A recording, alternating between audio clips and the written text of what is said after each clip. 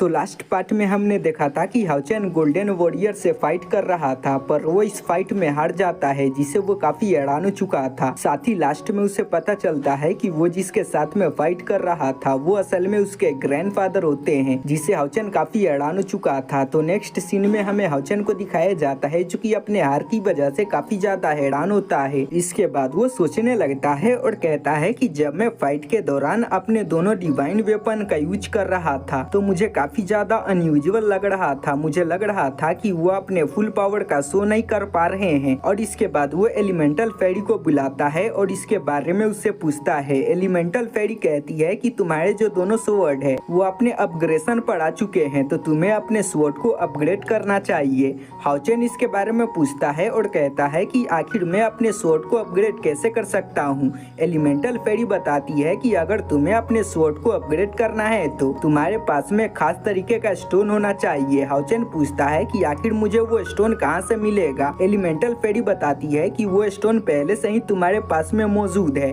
और इसके बाद वो कहती है कि जब तुम वॉरियर टेम्पल के अंदर गए थे और वहाँ पर तुमने अपने स्वॉर्ड का यूज किया था तो एक बहुत ही बड़े चट्टान पर क्रैक पड़ गया था और उसी क्रैक के अंदर से एक पत्थर निकला था जिसको तुमने अपने पास में रख लिया था। तुम उसका यूज करके अपने स्वॉर्ड को अपग्रेड कर सकते हो। हाउचेन कहता है कि क्या मुझे अपने स्वॉर्ड को अपग्रेड करने के लिए किसी ब्लैक स्मिथ के पास में जाना होगा। एलिमेंटल फेरी कहती है कि तुम्हें ऐसा करने की कोई भी जरूरत नहीं है। और इसके बाद वो स्टोन को मांग लेती है और कहती है कि मैं खुद ही इन दोनों स्वॉर्ड को अपग्रेड कर दूंगी, पर तुम याद रखना अपग्रेडेशन के दौरान तुम अपने दोनों स्वॉर्ड का यूज नहीं कर पाओगे। हाउचेन कहता है कि तुम्हें परेशान होने की कोई भी जरूरत नहीं है। वेल, तो नेक्स्ट सीन में हमें हाउचेन को दिखाया जाता है जो कि बैठकर अपने गुहाओं को कल्टीवेट कर रहा था। अगले सीन में हमें हाउचेन को दिखाया जाता है जो कि ग्रैंडफादर यांग के साथ में था, जहाँ पर हमें ग्रैंडफादर यांग को दिखाया जाता है जो कि हाउचेन से कहते हैं कि हाउचेन तुम्हें जाकर अपने गोल्डन वॉरियर के आर्मर को रिडीम कर लेना चाहिए। जो सुनकर हाउचेन काफी हैरान हो चुका था और इसके बाद वो कहता है कि मास्टर यांग, मैं तो इस टेस्ट में फेल हो चुका हूँ, तो आखिर मैं इस गोल्डन वॉरियर के आर्मर को कैसे ले सकता हूँ। ग्रैंडफादर यांग कहते हैं कि तुमने काफी अच्छा प्रदर्शन किया था, जिसकी वजह से हम खुश होकर गोल्डन वॉरियर के आर्मर को तुम्हें दे रहे हैं। जहाँ पर हमें हाउचेन को दिखाया जाता है जो कि इस बात को सुनकर काफी ज्यादा खुश हो चुका था। जहाँ पर हमें ग्रैंडफादर यांग को दिखाया जाता है जो कि हाउचेन से कहते हैं कि हाउचेन बस तुम्हें अब 10 मिलियन स्पिरिचुअल पॉइंट को कलेक्ट करना है, जिसके बाद तुम दोबारा से अपने डीमन हंटिंग ग्रुप को जोड़ सकते हो।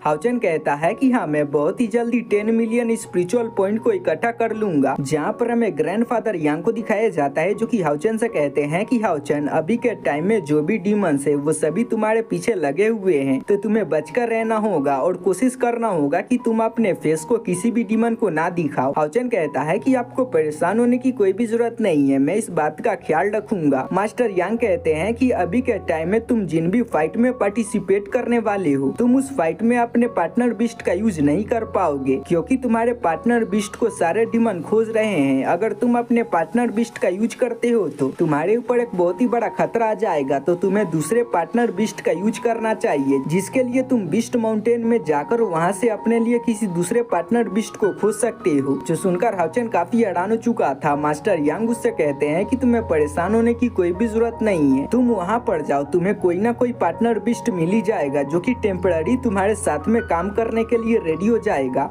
हाउचेन भी उनके बात को मान चुका था और वहाँ से निकल चुका था। वेल, तो नेक्स्ट सीन में हम हाउचेन को देखते हैं जो कि बिस्ट माउंटेन में आ चुका था और इसके बाद वो अपने लिए किसी बिस्ट को खोजना स्टार्ट कर देता है, पर वहाँ पर जो भी बिस्ट होते हैं वो सभी काफी कम लेवल के होते हैं, जिसकी वजह से हाउचेन को उन सभी को चुनने में काफी ज्यादा दिक्कत हो रही होती है और वो किसी पावरफुल बिस्ट को खोजना स्टार्ट कर देता है। तभी उसकी नजर हवा में उड़ते हुए यूनिकॉर्न बिस्ट के ऊपर जाती है, जहाँ पर हमें हाउचेन को दिखाया जाता है जो कि उसको अपने पास में बुलाता है। जहाँ पर हमें यूनिकॉर्न बिस्ट को दिखाया जाता है जो कि हाउचेन को दोबारा से देखकर काफी खुश हो चुका था। तो गाइस, अगर आप सभी को पता ना हो तो मैं आप सभी को बता दूं, पहले भी जो यूनिकॉर्न बिस्ट था वो हाउचेन से मिल चुका है और उसने हाउचेन को रिजेक्ट कर दिया था, क्योंकि वो अपने आप को काफी ज्यादा कमजोर समझता है, क्योंकि जो हाउचेन है वो सन ऑफ लाइट है, जिसकी वजह से उसकी पावर काफी ज्यादा है और वो अपने आप को हाउचेन के लायक नहीं समझता है, जिसकी वजह से पिछली बार उसने हाउचेन को मना कर दिया था। पर अब की बार हमें हाउचेन को दिखाया जाता है जो कि उसे मना रहा था और कह रहा था कि मैं किसी कारणवश अपने पार्टनर बिस्ट का यूज नहीं कर सकता हूँ, तो क्या तुम मेरा साथ दे सकते हो, क्योंकि अभी अभी के टाइम में डीमंस ने हमारे नाइट टेम्पल पर अटैक कर दिया है, साथ ही बाकी टेम्पल्स पर भी अटैक कर दिया है। तो मुझे उन सभी से निपटने में तुम्हारी मदद चाहिए, तो क्या तुम मेरी मदद करोगे?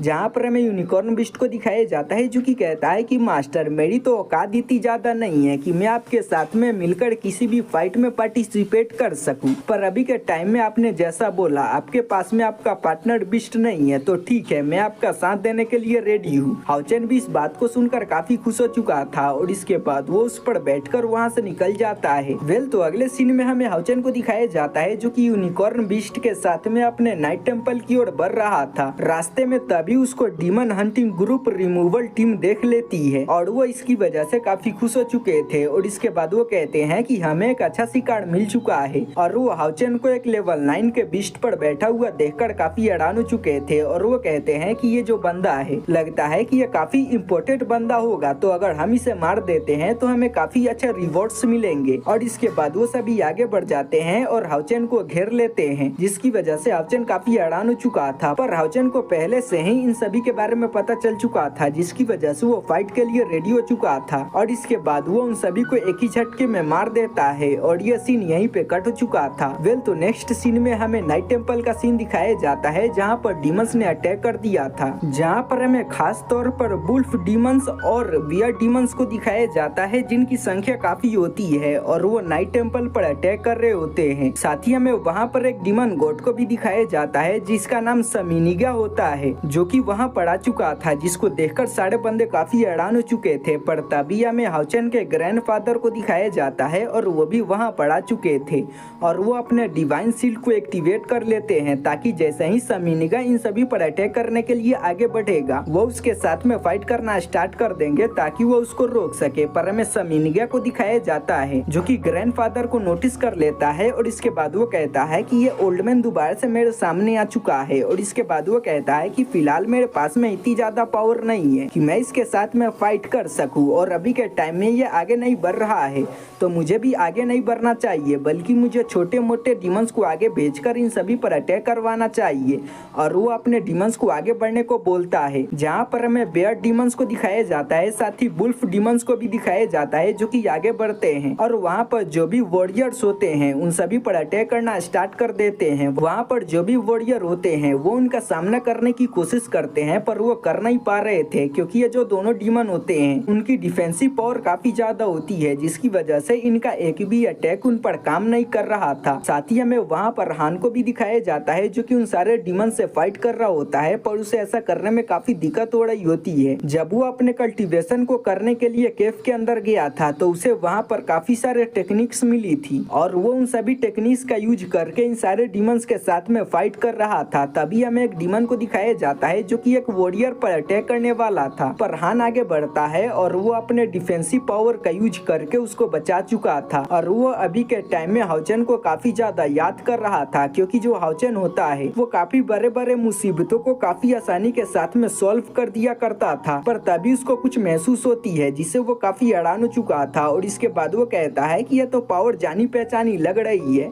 और इसके बाद वो कहता है कि ये तो कैप्टन है और हमें हाउचेन को दिखाया जाता है जो कि वहाँ पड़ा चुका था, जो कि उस घोड़े पर बैठा हुआ होता है, जो कि आते के साथ ही अपने पावर का यूज करके काफी सारे डीमंस को मार देता है। और इसके बाद वो हानियू के पास में आकर खड़ा हो जाता है जहाँ पर हमें हान को दिखाया जाता है जो कि अपने कैप्टन को वेलकम करता है, जहाँ पर हमें हाउचेन को दिखाया जाता है जो कि उसको शाबाशी देता है क्योंकि उसने काफी अच्छी तरीके से यहाँ पर मौजूद डीमन से फाइट किया था और सारे चीजों को अभी तक संभाल कर रखा था। और इसके बाद वो दोनों साथ में मिलकर फाइट करना स्टार्ट कर देते हैं। पर तभी अचानक से वहाँ पर दो फिन डीमन आ जाते हैं जो कि लेवल 8 के एडवांस लेवल पर होते हैं और इसके बाद वो कहने लगते हैं कि हाँ तुम दोनों काफी ज्यादा इंटरेस्टिंग लग रहे हो, चलो हम तुम्हारे साथ में फाइट करते हैं। अब दो 8 लेवल के एडवांस के डीमन को देखकर हान काफी परेशान हो चुका था क्योंकि अभी के टाइम में उसकी पावर इतनी ज्यादा नहीं थी कि वो इन दोनों का सामना कर सके। हाउचेन कहता है कि तुम्हें परेशान होने की कोई भी जरूरत नहीं है, तुम बाकी डीमंस के साथ में फाइट करो, मैं इसको अकेले ही देख लूंगा। जहाँ पर हमें उन दोनों फिन डीमन को दिखाया जाता है जो कि हाउचेन से कहता है कि बच्चे मैं मानता हूँ कि तुम काफी टैलेंटेड हो पर तुम्हें अपने ऊपर इतना ज्यादा यकीन नहीं होना चाहिए क्योंकि तुम्हारा जो लेवल है वो हमसे काफी कम है। भले ही तुमने यहाँ पर गोल्डन आर्मर को पा लिया है पर तुम्हारी पावर इतनी भी ज्यादा नहीं है कि तुम अकेला होकर हम दोनों को हरा सको। हम दोनों को क्या, तुम हम में से एक को भी कभी नहीं हरा सकते हो। हाउचेन कहता है कि चलो देख लेते हैं, जहाँ पर हमें उन दोनों डीमन को दिखाया जाता है जो कि अपने पावर का यूज करके एक बहुत ही खतरनाक टेक्निक का यूज करके हाउचेन पर अटैक कर देते हैं। पर हमें हाउचेन को दिखाया जाता है जो कि उनके अटैक को ब्लॉक कर चुका था और वो अपने डिवाइन शील्ड का यूज करके उसके अटैक को ब्लॉक कर रहा था, जिससे वो काफी परेशान हो चुके थे। और इसके बाद वो कहते हैं कि लगता है कि तुम्हारे अंदर थोड़ा सा दम है। और इसके बाद वो दोनों अपने पावर को एक साथ में मिला देते हैं और वो एक कंबाइन अटैक को रेडी कर लेते हैं, जिसकी वजह से वहाँ पर एक रेड स्कल बन चुका था और वो उसका यूज करके हाउचेन पर अटैक कर देते हैं। हाउचेन भी समझ चुका था कि ये अटैक काफी पावरफुल है, तो मुझे इसे सीरियस लेना होगा। और इसके बाद वो अपने डिवाइन शील्ड को सामने कर देता है। वो जो अटैक होती है वो जैसे ही डिवाइन शील्ड से टकराती है उसके टुकड़े टुकड़े हो जाते हैं और वहाँ पर काफी लाइट फैल जाती है और वो जो अटैक था वो रिफ्लेक्ट हो जाती है और वो 7 कलर के लाइट के अंदर बदल चुकी थी, जो जाकर उन दोनों डीमन को लग जाती है। अब इस अटैक के लगने की वजह से वो दोनों डीमन मारे जा चुके थे, जो देखकर समीनिगा भी काफी हैरान हो चुका था और उसे अपने आंखों पर यकीन नहीं हो रहा था। और इसके बाद वो हाउचेन के शील्ड को देखना स्टार्ट कर देता है और उसको हाउचेन का शील्ड काफी ज्यादा वियर्ड लगता है। साथ ही हमें हाउचेन के ग्रैंडफादर को भी दिखाया जाता है जो कि इससे काफी हैरान हो चुके थे।